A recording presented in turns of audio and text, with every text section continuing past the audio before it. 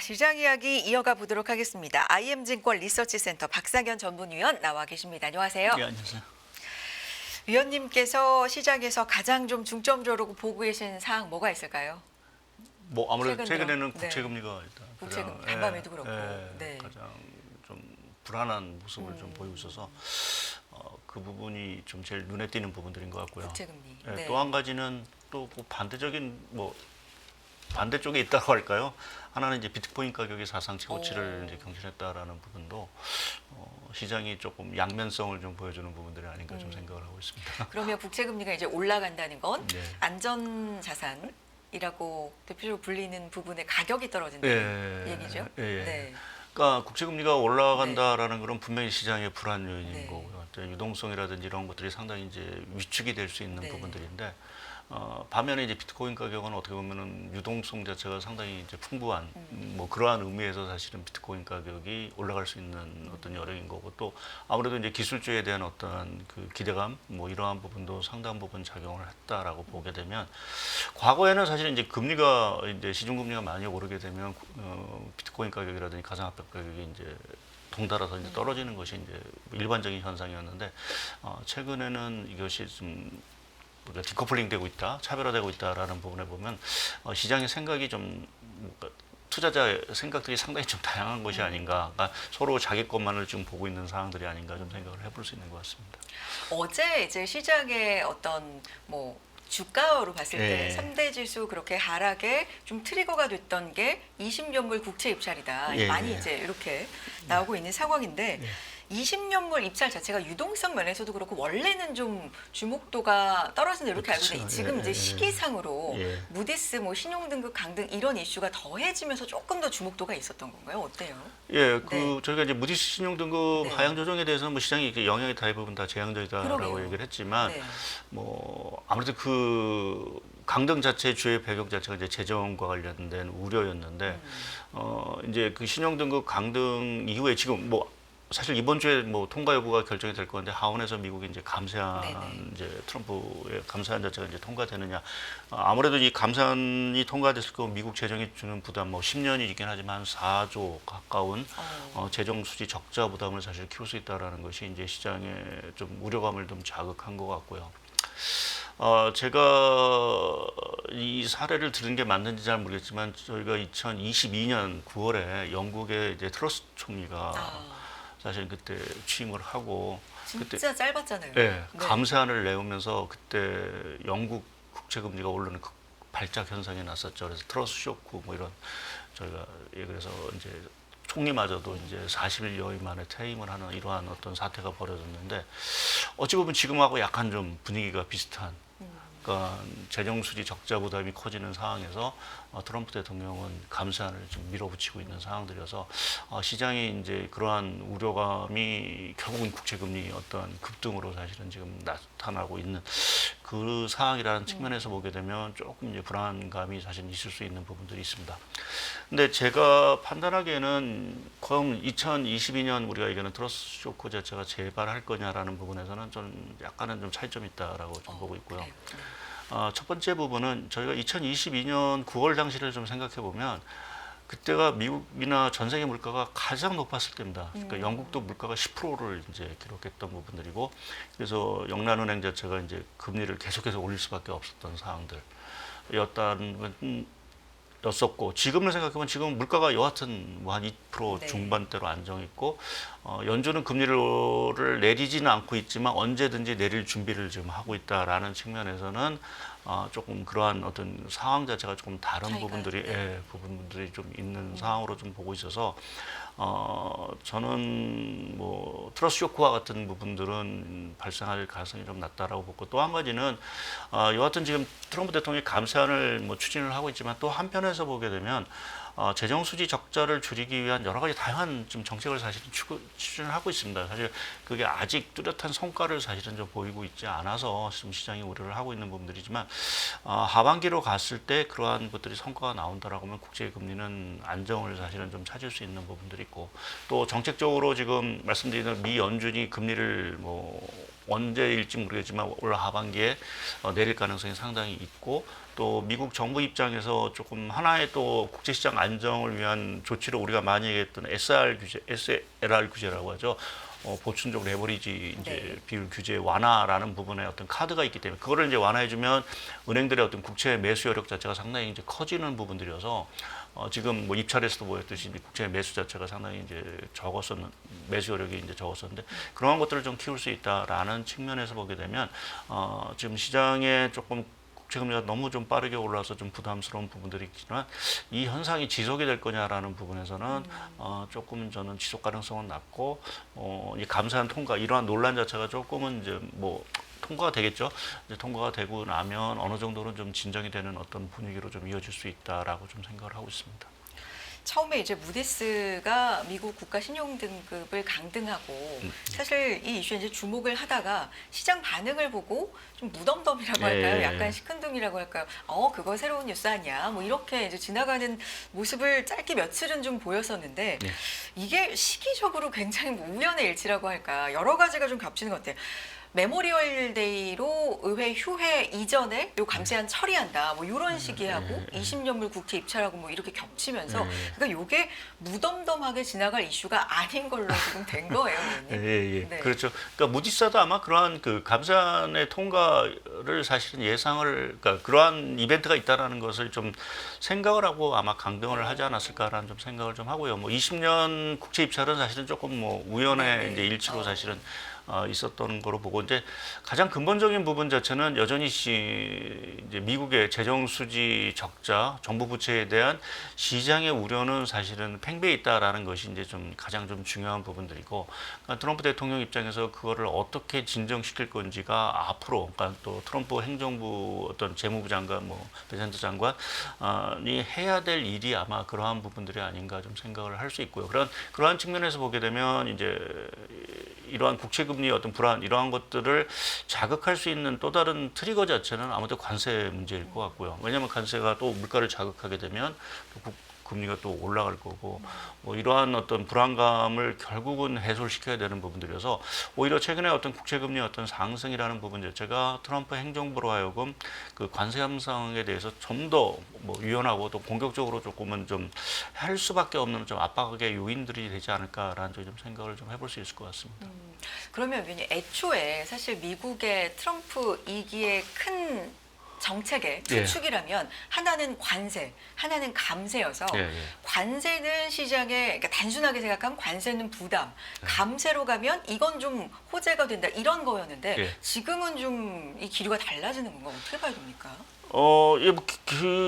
사실은 제가 지난번도 와서 말씀드렸지만 감세안을 사실은 추진하기는 어떤 빌드업 과정이 사실은 뭐 관세라든지 이러한 부분으로 좀 봐야 될 것 같고요.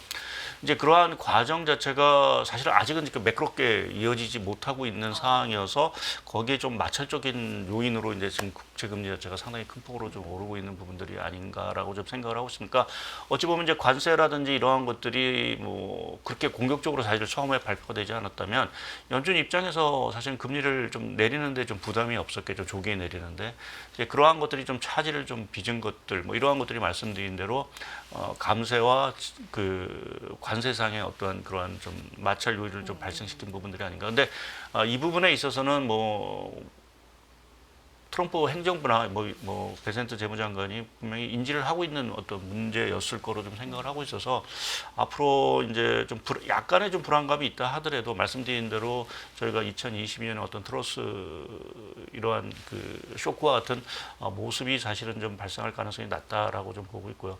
제가 이제 비트코인을 말씀을 드렸던 거는 사실은 저희가 이제 셀 USA 뭐 4월 달에 사실은 상당히 이제 그러한 현상에서 미국은 트리플 약세를 좀 갔는데 만약 정말 미국이 이러한 국채금리로 인해서 시장이 요동을 치고 이것이 심각하게 타격을 준다라고 하면 지금 다른 시장에서 어떤 통화 가치라든지 이러한 것들이 이렇게 안전적으로 비트코인 가격 자체가 이렇게 상승할 수는 사실은 저는 없다라고 좀 생각을 하고 있습니다. 그러니까 시장에서 뭐 불안하고 조금 약간의 그 변동성 요인은 있긴 하지만 이것이 전체 시장의 흐름을 흔들 수 있는 우리가 4월달에 얘기했듯이 셀 US 현상이 더 가속화되는 이러한 현상으로는 사실은 좀 판단하지 않는 것으로 좀 봐야 될 것이 4월달에 아시겠지만 셀 US 현상이 나오면서 한때 비트코인 가격은 77,000불까지도 사실은 떨어진 상황들이었는데 그럼 지금하고 상황들 보게 되면 오히려 국채금리는 사실은 더 올랐는데 이런 비트코인이라든지 이러한 위험자산 가격 자체는 큰 조정이 없다. 또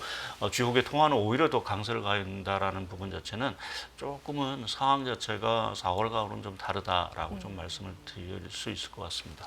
그럼 비트코인 자체의 어떤 상승, 최고가 경신 이걸 증거로 봤을 때는 이게 추세적인 흔들림으로 좀 길게 가는 건 아닌 것 같다. 4월 초에 뭐 흐름과는 확연히 좀 다르고 이런 부분을 좀 말씀해 주신 것 같은데 비트코인의 성격이 좀 변했을 가능성은 없어요, 위원님?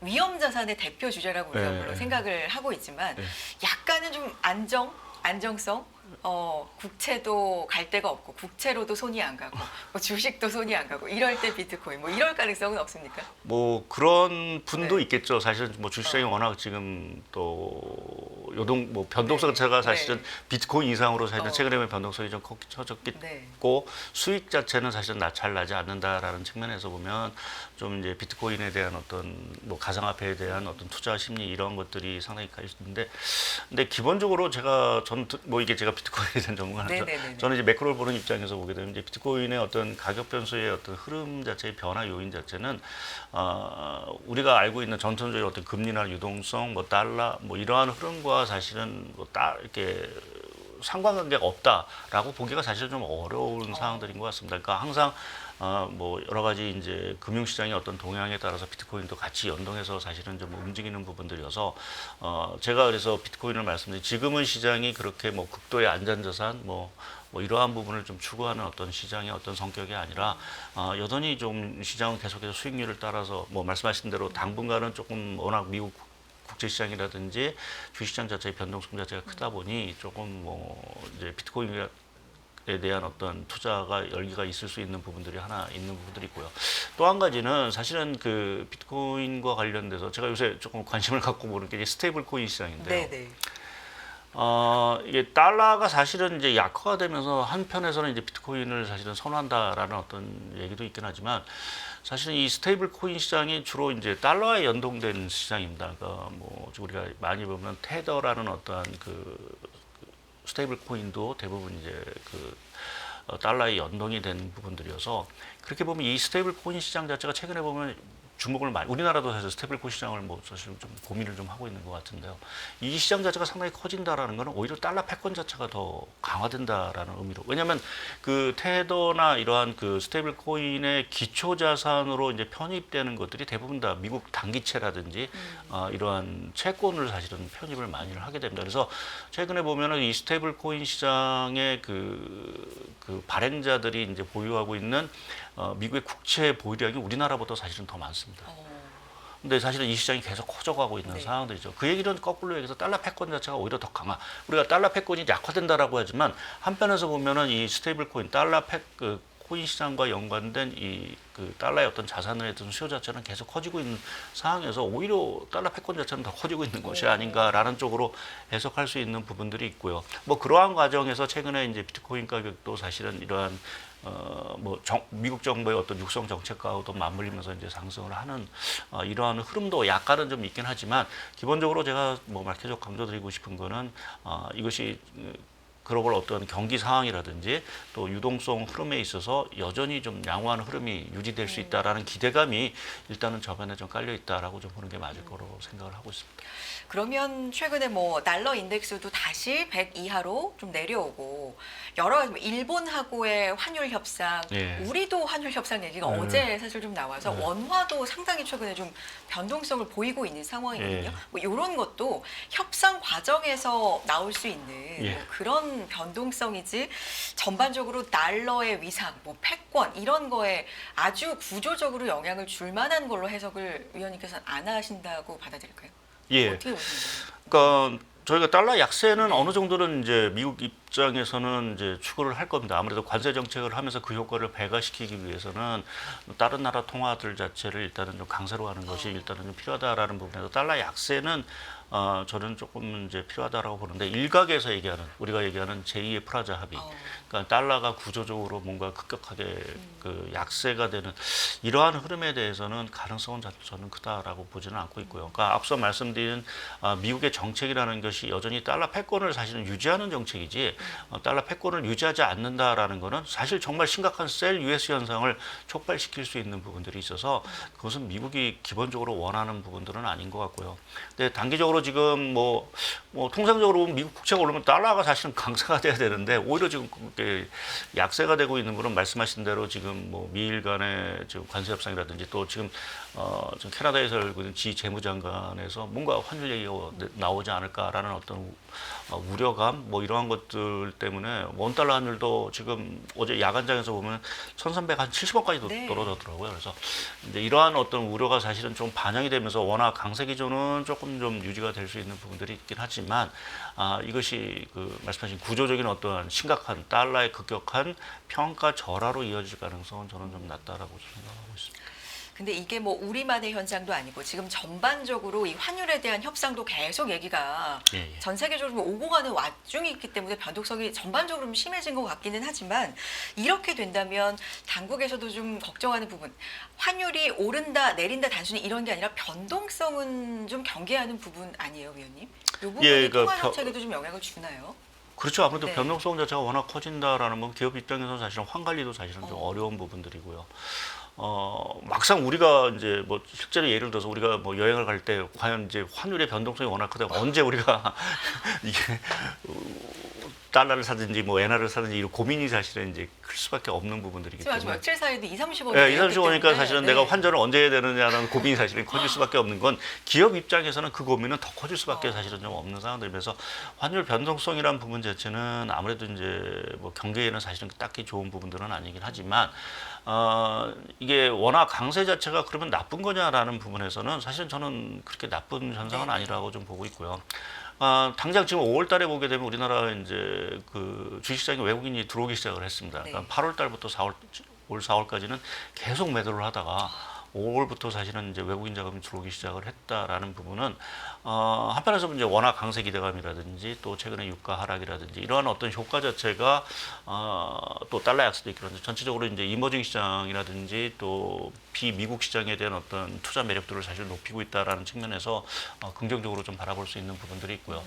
또 한 가지는 그 이제 물가 측면에서도 보게 되면 사실은 조금 안정 요인으로 좀 다가갈 수 있는 부분들이고 또 한 가지는 내수 경기와 관련돼서 사실 우리나라 내수 경기가 너무 부진합니다. 사실은 최근에 뭐 여러 가지 데이터 자체가 내수의 어떤 심각한 부진을 좀 보이고 있는데 그 내수 부진 현상 자체를 뭐 환율 원화 뭐 이 정도의 원화 절상으로 인해서 뭐 각각 갑자기 좋아지기는 어렵긴 하지만 뭐 다음 주 이제 한은 금통일이지만 금리를 또 내려줄 거고 또 신정부가 들어오면서 내수 부양 뭐 추가 2차 추가 추격이라든지 이러한 것들을 이제 실시를 하게 되면 뭐 워낙 강세 분위기 이러한 것들이 맞물리면서 내수 경기 자체에도 조금은 도움을 좀 줄 수 있는 부분들이 있어서 뭐 지금 뭐 1,370원대 우리가 1,500원대를 생각하다 1,370원대를 생각하니까 이게 많이 떨어진 것 같긴 하지만 과거 어떤 레벨대를 비교해 보면 여전히 뭐 높은 수준이기 때문에 저희가 지금 최근에 어떤 워낙 강세 흐름 자체를 그렇게 심각하게 뭐 우려할 단계는 아니다라고 좀 보고 있습니다. 근데 수출 면에서는 어제 나온 데이터 보면 대미 수출이 거의 뭐 15% 가까이 이렇게 네. 또 감소를 했더라고요. 이거는 뭐 관세 영향 때문에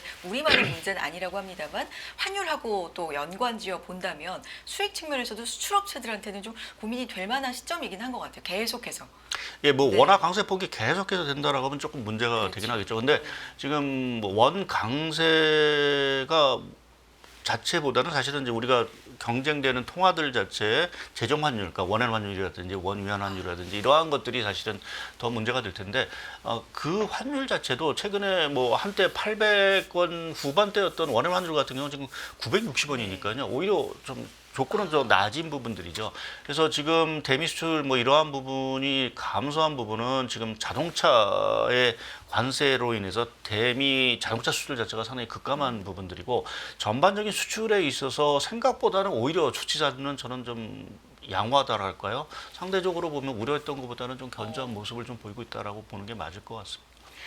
알겠습니다. 또 하나 좀 여쭤보고 싶은 부분이 이제 그래서 미국과 중국이 어느 정도 이제 우리가 휴전이라는 단어를 많이 예. 쓰면서 이야기를 하잖아요. 뭐 90일 유예기는 하지만 어쨌든 서로 좀 눈치를 보면서 일단은 숨고르기를 좀 하는 요 부분에서 트럼프 대통령의 강경한 요 부분을 결정적으로 좀 완화시켰던 두 가지 사건을 꼽는다면 첫 번째가 금리가 너무 높아졌던 그 시기와 예, 예. 두 번째가 이제 소매 업체들이 매대가 빈다. 예, 예. 이러다가는 진짜 큰일 난다. 뭐 이렇게 예. 얘기했던 부분. 요때를 계기로 해서 좀 움직였다. 뭐 이런 분석들도 좀 많은데 이 분석을 보면요. 제네바 합의, 그 스위스에서 합의하고 나서 중국에서 미국으로 향하는 화물선 예약이 전주보다 2배 이상 늘어났다고 이런 보도 나오더라고요. 예, 예, 예. 일단은 좀 움직임이 90일 유예되고 나서 예. 좀 물동량이 많아지긴 한 건가요?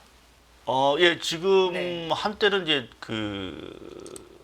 상호 관세가 이제 부과가 바로 되고 나서 오히려 물동량이 급감했다라는 이제 그 배가 안 간다. 배가 안 네. 간다는 이제 소식이 많았는데 오히려 이제 그 제네바 합의 이후에는 이제 뭐 물동량이 늘었다라는 어떤 그러네요. 소식들이 나오니까 네. 사실은 실제 미국 내 기업들이라든지 유통업들 자체가 이제 재고 확충에 사실은 나온 부분들이 아닌가라고 저희가 좀 생각해 볼 수 있고요. 말씀하신 대로 지금 트럼프 대통령이 관세를 이제 전격적으로 유예한 부분에 있어서는 이런 공급망에 대한 차질에 대한 우려가 분명히 배경에 깔려 있던 부분들이고 특히 이제 저희가 이제 하반기를 보게 되면 9월달에 백투스쿨 수요도 있고 또 이제 추수감사절, 뭐 크리스마스로 이어지는 미국의 이제 최대 소비 시즌을 앞두고 있는 부분들이기 때문에 그렇게 보면 미국 그 기업들 입장에서 보게 되면 8월달에 이게 판이 또 어떻게 될지 모르는 거니까 그렇죠. 서둘러서 사실은 이제 재고의 그 확충을 나설 수밖에 없는, 그러니까 소위 말하는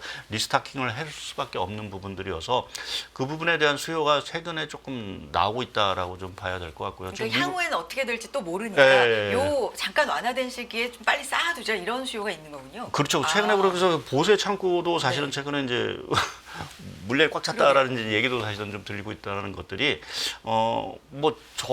기업들 입장에서는 사실은 앞으로의 어떤 불확실성을 사실 저희가 예측을 하기가 사실은 좀 어려운 부분들이어서 일단은 조금 일단 쌓아놓고 보자라는 어떤 심리 자체가 상당히 좀 강할 수 있는 부분들이고 그것이 1분기에는 사실은 미국의 그래서 수입 증가율 자체가 폭증을 했죠. 그래서 그러한 현상이 아마 2분기, 그러니까 3분기 초까지도 사실은 나올 수 있는 부분들로 좀 봐야 될 것 같고 그래서 의외로 1분기 성장률이 사실은 역성장이 나왔지만 내용적으로 보게 되면 사실은 수입이 너무 많이 늘어나서 이제 역성장이 나온 부분들이고 전반적인 소비라든지 투자는 여전히 양호했다라는 부분. 그래서 2분기도 이러한 리스타킹 수요 자체가 상당 부분 발생한다라고 하면 미국의 성장률 자체는 뭐 예상보다는 좀 견조한 모습들이 좀 유지되는 이러한 것으로 좀 기대해 볼 수 있다라고 보고 있습니다. 그러면 유예되고 또 유예하고 또 유예하고 하면서 뭔가 위기를 이제 넘어가는 뭐 그런 말도 안 되는 그림이 상상이 되기는 하는데 미국 입장에서 보면 사실 미국과 중국의 이번 얘기를 보면서 뭐 승자는 없다라는 쪽이 있는가 하면 예. 누가 이겼다라고 일방적으로도 얘기한 쪽도 있잖아요. 예. 근데 보면 미국도 중국의 어떤 공급망, 어떤 공급망을 통한 경제에서 결코 자유로울 수 없고 이게 본인들 자체가 어려워진다라는 걸 좀 보여준 게 아닌가 싶기도 하고요. 예. 어떻게 해석을 해봐야 될까요? 예, 그러니까 이 공급망이라는 부분이 뭐 파월 의장도 얘기를 했지만 저희가 뭐 팬데믹 때도 분명히 한번 이제 경험을 했지만 이게 쉽게 단절하기가 사실은 어려운 그렇죠. 상황들인 것 같고 특히 이제 중국의 제조업이라는 것이 우리가 뭐 계속해서 뭐 많은 우려를 하지만 워낙 지금 전 세계에서 차지하는 그 역할이라고 할까 이러한 비중이 너무 커졌습니다.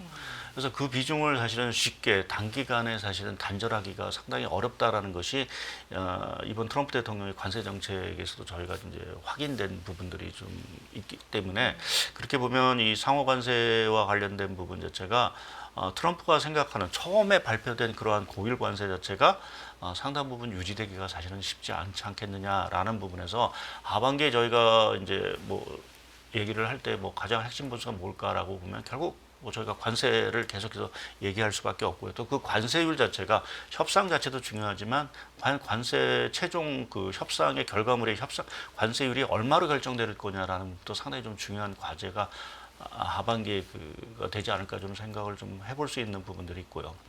또 하나 이번 관세 협상에서 제가 이제 뭐 관세 협상을 포함해서 이제 느낀 부분 자체 하나는 뭐게 되면 이게 표면적으로 보기에는 단기적으로 보면 미국이 뭔가 진 듯한 분위기, 중국에 밀리는 분위기이긴 하지만 또 내용적으로 보게 되면 사실은 미국이 계속 중국을 압박을 하면서 하나 이제 중국에 있어서 가장 큰 이제 아킬레스건이 또 되기 시작하는 중국도 재정 지출을 늘리면서 재정 수지 적자 폭이 커지기 시작을 했다라는 거죠.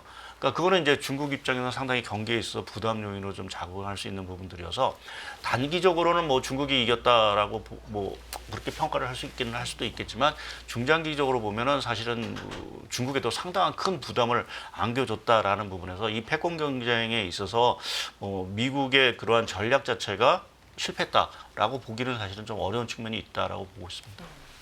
그러면 위원님 오늘 해주신 말씀을 좀 정리를 해보면 이제 다음에 모실 때까지 우리가 뭘 좀 봐야 되는지 변수랄까요? 뭐 이미 다 나와 있는 얘기긴 하지만 환율에 대해서 변동성이 지금 좀 커진 상황, 이 부분들 또 감세안이 통과가 될 걸로 일단은 분위기가 형성이 되어 있잖아요. 이 부분이 만약에 통과가 된다면 그리고 여기에다가 이제 관세 유예는 일단은 뭐 6월은 계속해서 좀 이어지는 상황이고 시장을 어떻게 봐야 될까요?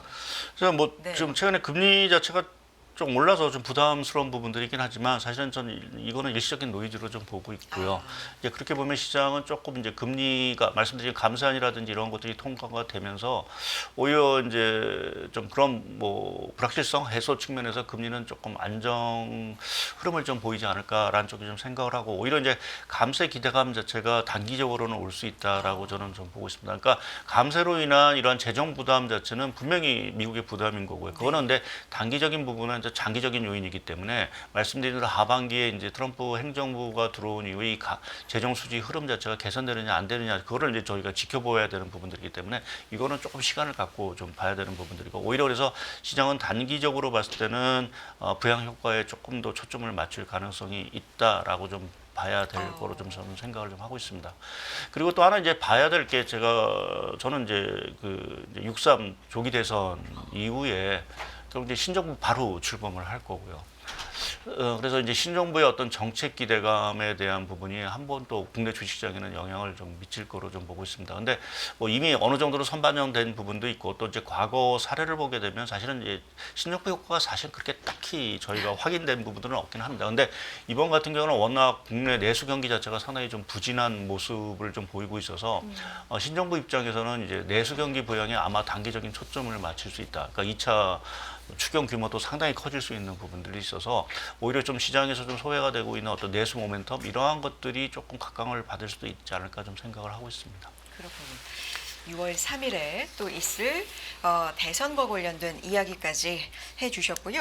정리를 해보면 뭐 간밤에 있었던 금리 상승 뭐 이런 부분은 어쨌든 재정에 대한 부담 이런 게 있기는 하지만 좀 일시적일. 왜냐하면 이거는 어제 오늘 일이 아니고 중장기적으로 좀 볼 일이기 때문에 금리 상승은 일시적일 가능성이 있고 오히려 감세안에 대한 좀 부양에 대한 긍정적인 기대감이 단기적으로는 있을 가능성이 있다. 이 얘기도 좀 새겨보도록 하겠습니다. 여기까지 듣도록 하죠. IM증권 리서치센터 박상현 전문위원 함께했습니다. 위원님 고맙습니다. 네, 감사합니다.